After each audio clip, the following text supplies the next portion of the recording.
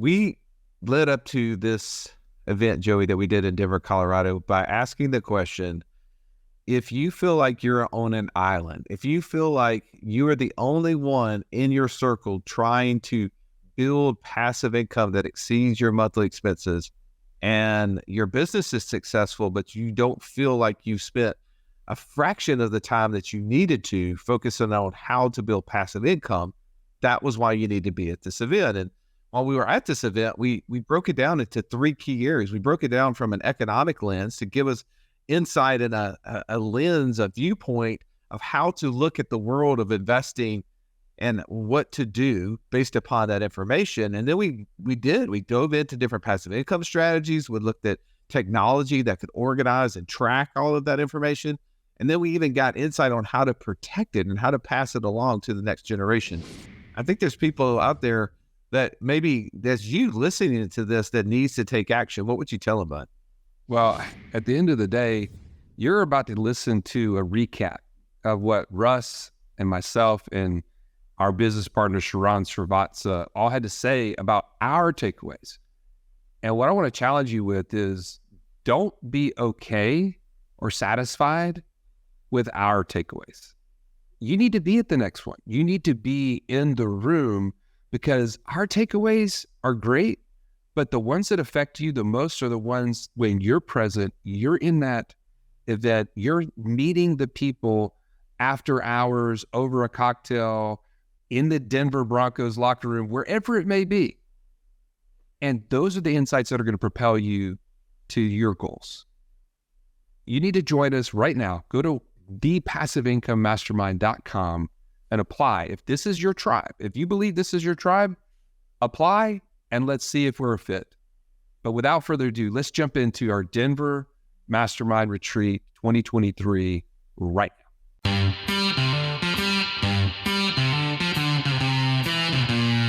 Welcome to the Wealth Without Wall Street podcast, your guide to understanding how to get out of the Wall Street rat race and start your own mailbox money lifestyle. Now, don't let these handsome Southern draws fool you. These financial minds are teaching our country to enhance savings, increase cash flow, and create passive income, all without the help of Wall Street. Are you ready to break through? Now here are your hosts, Russ Morgan and Joey Murray. All right, this is Russ Morgan with Wealth Without Wall Street. I'm sitting here with Joey Murray, my partner with Wealth Without Wall Street, as well as Sharran Srivatsaa. If you haven't had a chance to know or hear from Sharran, you should be following him on Instagram. You should be following him on his podcast, The Business School, because he is the president of Real Brokers, the fastest growing publicly traded real estate brokerage in the world. He's also a 4X Inc. 500 entrepreneur and mentor to top CEOs and influencers. Has been amazing help to us. And if you're already listening to this on his podcast, welcome to allow me to be the MC for this. So Sharran, I'm gonna let you come in first because we just got back from our Passive Income Mastermind Retreat. It was our 5th retreat that we've done. And I'd love to hear some takeaways that you had from it. Yeah, Russ, thank you for the introduction. And more importantly, I think my biggest overarching takeaway was having done various versions of kind of financial planning, thinking about the future, talking about money, having Joey and you advise kind of me and my family on the finance side. Being at the event, one thing was bright as day, and that was this stuff is very complex. And the more we learn, the more we realize that we need community to kind of help us sort through what we need to learn, what we need to do, and how we need to react to the changing economy. So from a very broad perspective, the thing I took away the most was if I am not in these rooms, if I am not in community, in mastermind with people that are thinking like us, I'm significantly behind because walking in, I thought I was going to be able to contribute. Walking in, I thought I was able to share. And then I realized that I spent most of the event in receipt of the knowledge, in receiving mode of all the gifts of information. And I took a lot more notes and jotted down a lot more takeaways than most people did. And so for that, I am super grateful because now is the time to be in community with folks that are thinking like us, because in 20 years, it's not that it's too late, it's just too hard. It's never too late, it's just too hard. And so if we can make it easier for us today, I think is being in a group of people that are committed to doing similar things, and everyone's approaching it in a different way, so we can learn from them without having to go through that pain or that hardship ourselves. Right. I love that. And if you're listening to this from the Business School podcast, let me introduce you to Joey Murray. He is the co-founder with Wealth Without Wall Street, a community that's focused on helping people stop trading time for money and helping them get to financial freedom, which is when their passive income exceeds their monthly expenses as fast as possible. Stallion, big takeaway from being in Denver, Colorado. Man, I'll tell you, I love what you said, Sharran, that from an intellectual standpoint, from a head standpoint, you're exactly right. This stuff is hard, right? There's a lot. In the landscape is constantly changing. And so getting together regularly in a group like this is not only a luxury, it's a necessity, right? Because it can easily pass you by. And we're going to get into some of just the economic outlooks that were shared. But I want to also highlight not just the head part of this, but the heart part, right? When you're surrounded by other people and you're hearing them, I mean, there are people at the outset of our event that were literally in tears talking about the impact that others that they met just 24 to 48 hours before had on their lives. Like, that doesn't happen at your active business mastermind. Okay, like, active businesses are great, and you should go to masterminds to be at the top of your game as it relates to being a realtor, or being a service provider, or being like whatever your business is. You should be involved in masterminds like that. But when you talk about going into a place where people are so abundant, they're thinking at a 10x what you've ever thought about in terms of your own finances, your own ability to be generous and to give. When we're talking about getting to 200% of your monthly expenses and passive income, that is a different conversation than hiring, firing, marketing. Like, all those things are great for your active business, but we're talking at a ridiculously high level.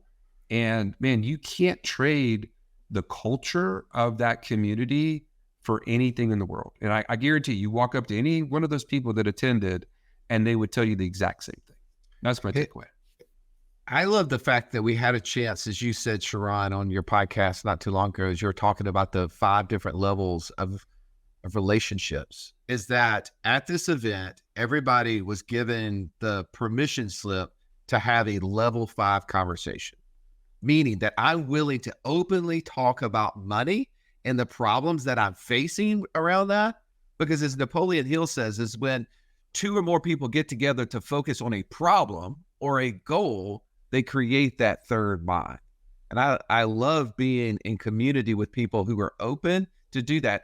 And to be honest, in order to do that, you have to have a smaller group. You have to have a group that's aligned, because if you have one person who's focused on building 200% of passive income, and you have one person who's never done it and who doesn't care about it, who just enjoys traveling and spending time, bowling or whatever, not that any of those are bad, but if they don't have the same goals and objectives, it's going to be hard to be an alliance, right? It's going to be hard to be solving the same problem and to have a level 5 conversation with that person.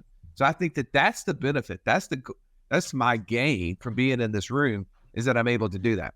All right, gentlemen, we've got to break this event down, where we were there for 2.5 days, into 3 areas, right? First area that I think was a big takeaway is, what was the viewpoint on the economy, to give us a lens to think about the opportunities that existed. So I'd love us to give a little bit of feedback to the person listening right now who wasn't able to hear what that is, and that maybe give them some insight. Second thing is, what are some of those passive income strategies that were shared? Maybe one a favorite for you, or maybe it was the technology that's allowing us to organize, track, and report on it. And the third big idea I think we should share is really, how do we protect it? How do we prepare our future generations to accept it and not have that money dissipate from shirt sleeves to shirt sleeve in 3 generations, like some of the largest families, like the Vanderbilts that were shared. All right, Sharran, I'm going to come to you. I would love to get on this first point, the economic outlook and the lens in which you took away of how you're going to apply that going forward into investing.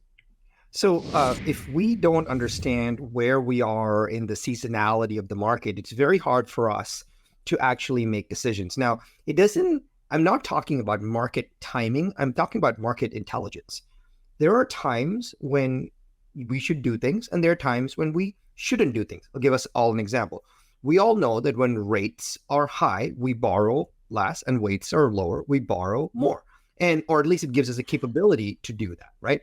The key part of this is it's not about market timing. We all think that, oh, he timed the market right. Well, it's not. There's this phrase that we always say, which is, right place, right time. Well, it's not right place, right time. You always have to be in the right place. The right time will happen. You always have to be in the right place. The right time will happen. And I think you need market intelligence for that. And the thing that I took away a lot was there are certain asset classes that we have to watch for that are somewhat distressed right now. Over the last 15, 20 years, a space that I've invested and spent a lot of time heavily in is multifamily apartment complex investing. And for the operators that have not spent a lot of time doing that in a thoughtful way, over the last 2, 3, 4 years, they have made deals that are now making them regret on those deals. And it's actually busting a lot of covenants, and you're getting a lot of distressed multifamily assets. Now, it's not the case for all operators, but it is the case for some. So the thing that I took away was, what is the way that we can actually take advantage of this market intelligence related to multifamily? Russ, I'll give you an interesting example. At our multifamily group, we recently, about a year and a half ago, we bid on an asset for roughly $55 million. Well, just 30 days ago, and we didn't get it. We didn't get the asset, and someone else bought it for $55 million or more. And 30 days ago, we got approached by the same operators who bought this property and said that they would actually sell it to us for $45 million.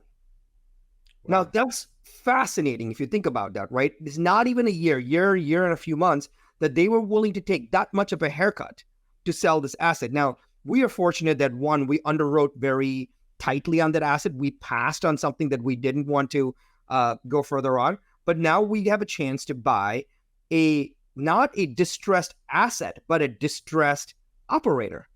That's the big difference here. A lot of times what people think is they say, oh, multifamily as an asset class is distressed. That is false. That is wrong. That is not true.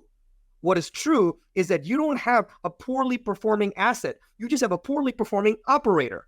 That is the big difference. And so now we are actually looking to be the white knight by coming in and taking over an already well-performing asset by just bailing out the operator. So the big shift for me was to help people understand that the asset class is not distressed. The asset is not distressed. That's what the false propaganda is purporting, saying, oh, don't go into that asset class. If the assets are working just fine, we have rents at all-time highs. We have affordability it's so difficult right now. People are renting more in multifamily, but the operators who cut these deals 12, 18, 24, 36 months ago are hurting right now. And so we have distressed operators, not a distressed asset class. So good. Stallion, what was your biggest takeaway from the economic outlook? Well, I can't give enough credit to our friend Bob Frazier, who shared this with us, a CFO of Aspen Funds, and just a super knowledgeable. He wants the data to drive his investing, and so with him sharing those insights was huge for me. I won't go into all of the details because it just wouldn't make sense in the context of our conversation today. But a couple of things he pointed out. One, the basics about China and them as a country, largely because of their social governance, has caused them to be a shell of a country. And what that means for manufacturing is that in the next 10 to 15 years, we're going to see a massive shift from China being this juggernaut, this superpower in the world, to really needing to be bailed out in this. And so we're going to start seeing the need for more industrial spaces here in America to be able to take back manufacturing of the products that we're so used to having. That was huge because I had never considered industrial as an asset class that I would have even considered. it just seemed too clunky to me and something that just would be unknown. But it's definitely something that would be on my agenda or on my mind now. And the second thing, he talked about how residential retail has been on the rise since COVID. And he showed, of course, graphs and data to support all this. But man, it started making me think that tied to the fact that baby boomers are retiring at a huge rate every single day. A lot of these retail strip malls, I'm talking about just the small ones that you see in your subdivisions and really like just the little, places where there's dry cleaners and, small banks and things of that nature. Those little retail strip malls are going to be more and more in demand, and they've not been constructed. Like there's no new construction in those areas, or very little, to keep up with the demand. Now add that to, you may have a baby boomer who's looking to retire, and they may be able to own or finance those to you at a position that's 50% of what it would actually cost to build right now. That's a winning formula in my mind. And so again, two asset classes I would have never considered before hearing this economic outlook would be industrial and residential retail. And man, that was super valuable to hear. How about you? But one of the things that I it was interesting, right? I'll love to see it play out. But he showed a quote from Jerome Powell, the current Fed board chair, and his board's focus on reaching 2% inflation. And he went through multiple different times within this quote saying that they were going to do everything they possibly could, use every tool at their disposal to reach 2%. And here's what to that is for you and me, is that means they're going to keep interest rates as high as possible to try to drive down the inflation rate, right? Now, we know that inflation is nothing more than the expansion of the money supply. They've already expanded the money supply. When you look at some statistics, they showed how much money was sitting, trillions of dollars sitting in bank accounts today that wasn't sitting in there just 3 years ago. That was pretty interesting, right? So maybe we're not headed for the recession that we thought because of how much cash is sitting on the sideline.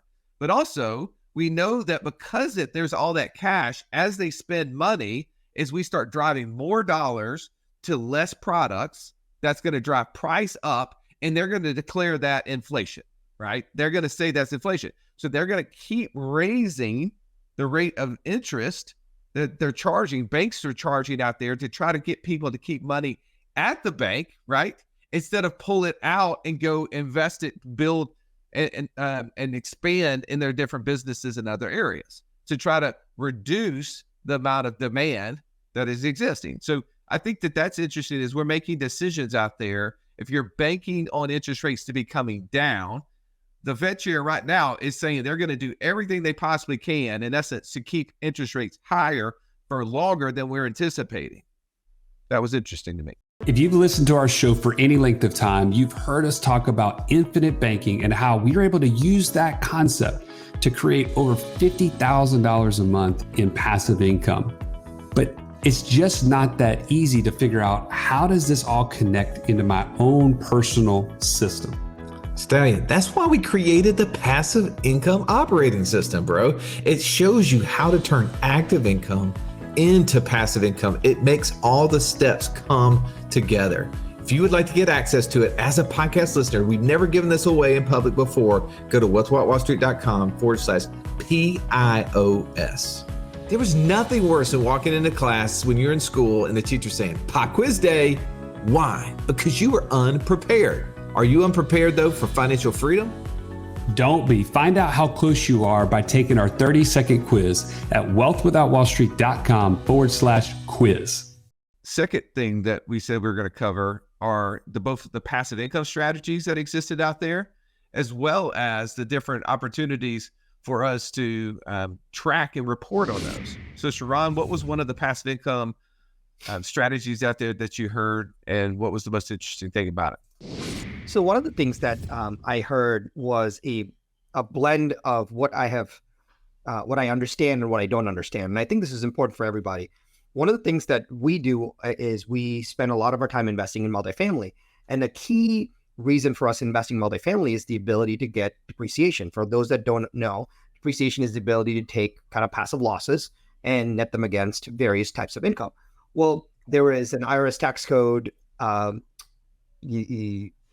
that says that they're going to phase out bonus depreciation over the next 5 years, which means that over the next 5 years, we have the ability to capture more depreciation before it gets completely phased out. And I was trying to look at this, Russ, from the lens of what other areas of investments allow me to get more depreciation for the same amount of money or resources. And while talking to Scott Myers, the self-storage component is very interesting as well. I got introduced to the idea that when you have more industrial materials in a building or in a physical structure, you have the ability to get more cost segregated depreciation associated with it. So you can actually get more of a bang for your buck from a depreciation perspective. So I've been thinking a lot about how can you get, in a time where depreciation is getting phased out, and a lot of folks realize that taxes are the biggest drain on wealth creation, bar none. How can we get more depreciation to help us, lift us, carry us through this process? And it's not just getting $1 or $2 of depreciation. It's not getting £1 or £2 of depreciation. For the same amount of effort, can I get more? So it opened up my eyes to have a different question to ask as to what are the various asset classes or opportunities where I can still keep my risk down, still keep my dollar amount down, still keep my investment the same, but still get a higher depreciation from it in a time where it's getting phased out. So that was a big takeaway for me, to use that lens at looking at things. I love that. How about for you, Stallion? What was one of the biggest passive income strategies that you were focused on? Yeah, I want to kind of mimic what you were talking about, Scott Myers with selfstorageinvesting.com. Super knowledgeable, 25 years in the self-storage space, and just a real heart to give and to teach. And that's the kind of people that we love to be in the room with. But from an asset class perspective, there's so many things I love about self-storage, but he went even a little bit deeper. And I don't know if you picked this up, Russ, but one of the things that he shared was about how there's so many opportunities for conversions in the self-storage space. Like, I think most people think I either buy a mom and pop kind of self-storage facility and try to raise rents and improve it and so on and so forth, or I build it from the ground up. But he showed examples of how they created from like these, those kind of decimated retail centers where there's a big box and nothing's been in there for years and years, and how really kind of the cities and the communities are more and more open to having a really professionally created self-storage facility with drive-through capabilities and everything else. That, man, the demand is surging since the pandemic, from both, virtual work is a trend in this space that's allowing people, they want to store more stuff, but so they have the freedom to move around the country and to be, more geographically limited or limitless in terms of their work, since they can work remote. And then like millennials, this is something I did not think about, but millennials are largely minimalist, which would not be a good trend for self-storage, you would think. But he said largely millennials are buying more and more toys for experiences. They value experiences over, physical assets like homes and everything else. And he said, man, they need a place to park those things. They need a place for the RV. They need a place for the, the side-by-side or whatever it is that they're buying to experience. And man, it just points to more and more demand in the space. And so it certainly got me more interested in that as an asset class. What about you, Russ? Yeah, we talked about the economic outlook, and one of the things that we didn't touch on is what is going to be the need and the growing demand for energy, right? Like the U.S. is one of the largest producers of energy itself. And we were talking about the different investment opportunities that are out there that are in the energy space.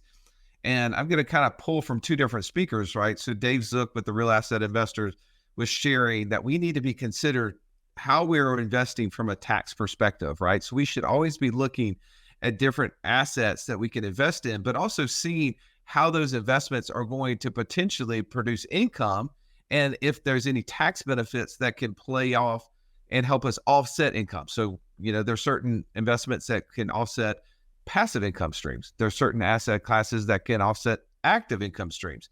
And when we were listening to Bob Fraser kind of give the economic forecast, one of the stats that stuck out to me, he said that 6% of all the cars that were purchased were EVs, right? Electrical vehicles. But yet those 6% represented 65% of all the lithium produced, which is what creates and is used in those batteries, right? So when you think about we're thinking that we're moving into this green environment where we're going to have all of these electrical vehicles on the ground, and 65% of all the lithium that exists right now is being mined to support the 6% of electrical vehicles. Like, we know that energy, like natural gas, crude oil, it's going to be around for a long, long time. We're going to see a much more demand for that, especially as we have more and more of those EV cars out there. But yet all of a sudden now they can't be run. Like there's not enough people for them. They got to go to the other energy source. I think looking at the potential continuous rise in energy prices like crude oil and natural gas, and trying to find good operators with good track records that have value opportunities for us as investors, I think is a big play. Let's jump into the third point, which is how do we protect this? How do we pass this down to the next generation? Sharran, what was a big takeaway for you there? So a big takeaway for me was realizing that we like to poo-poo complexity when we don't understand it. And here's what I mean. We say that, I don't need a complex estate plan. I don't need multiple trusts and LLC and asset protection structures. I don't need a system to manage my cash for the potential things that are going to happen in the future. I don't need an infinite banking system. I don't need to build my own bank so that I can borrow from it and help my family. I don't need all of those things. I'll worry about it when I actually get there next time. I'll worry about it when it becomes a relevant need. And as Andrew Howell was sharing this idea, I realized that, there were some things that I needed to work on right now. There were some things that were relevant right now. There were some things where I even knew that I was late on, that I should have done many years ago. But what I realized was, for the first time, the things that I needed to build for the future did not feel as heavy. I realized that if I actually had a lot of these things, the ideas in place for the future, it would give me a lot more safety, security, and peace today, knowing that I have good infrastructure to manage whatever might come at me. Yeah, sure, I may have to make some adjustments, but I still had great infrastructure. A lot of times I think what we do from a planning, wealth transfer, security perspective is we plan too late. And so we don't get a chance to implement strategies early enough. And a big takeaway for me was that in which kind of looking into the future, as in looking forward, but reasoning back and saying, I look forward. I may have to build a system that I don't fully live into right now, but that's okay, because knowing that it's there, knowing that I have that, allows me to live into something much bigger than I already have. And that was a big mindset shift for me. I love that. Stallion, what about for you?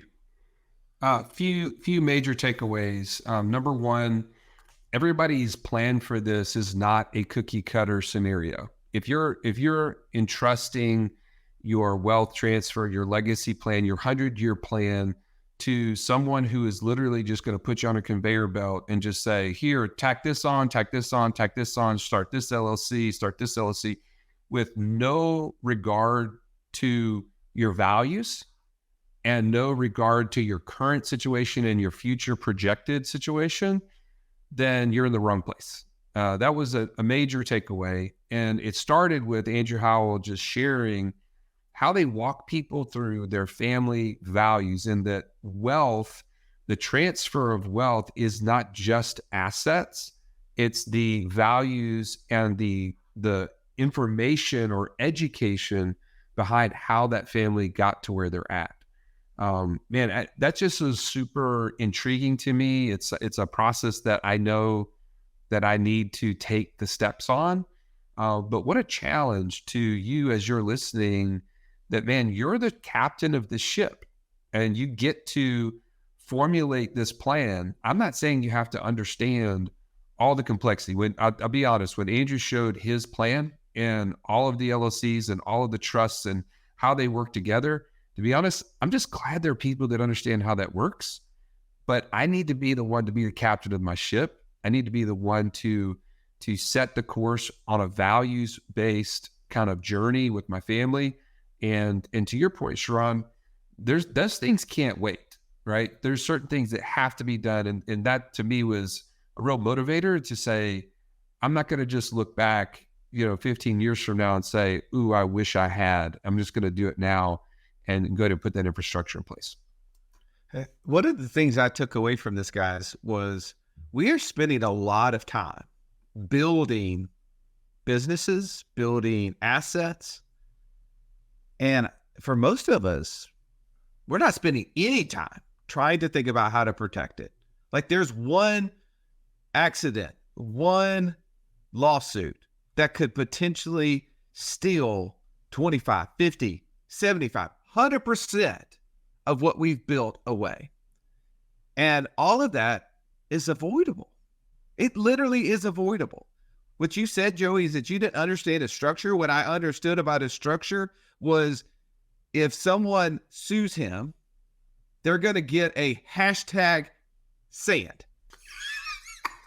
They're literally going to be told to pound sand because there is no way you're going to access the money that he's built because of the structure that he put in place. That was one big takeaway. The second one from it is, man, how important is it for us to structure things in light of our kids inheriting them, right? Because we also want to give instruction and continue to teach and to be able to use our values, as you said, Joey.